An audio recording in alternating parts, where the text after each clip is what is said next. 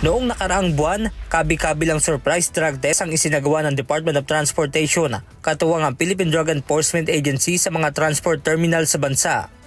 Sa naturang drug testing, umabot sa 97 drivers ng Public Utility Vehicle o PUV ang nagpositibo sa paggamit ng ilegal na droga.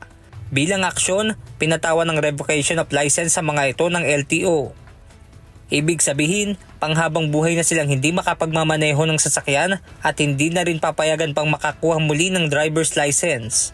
Samantala, sinabi ng LTO na ang pagtangging sumailalim sa drug test ang naging ground upang matanggalan ng pribilehiyong magmaneho ang driver ng Pangasinan Solid North Bus na bumangga sa bahagi ng Subic-Clark-Tarlac Expressway o SCTEX noong May 1.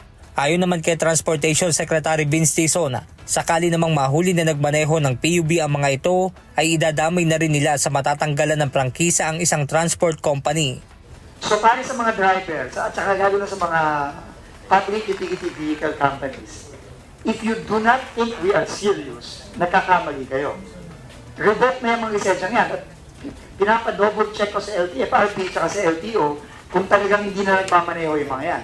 Kapag yan, pinagmaneho pa rin itong mga PUVs na ito o mga kumpanya ng bus company o ng kahit anong public utility vehicle company, pati prangkisa nyo, i-revoke namin.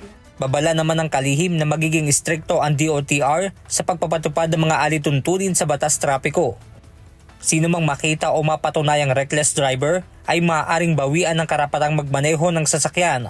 Benedict Samson, UNTV News and Rescue. Diyos ang aming sandigan, serbisyo publiko ang aming pinahahalagahan.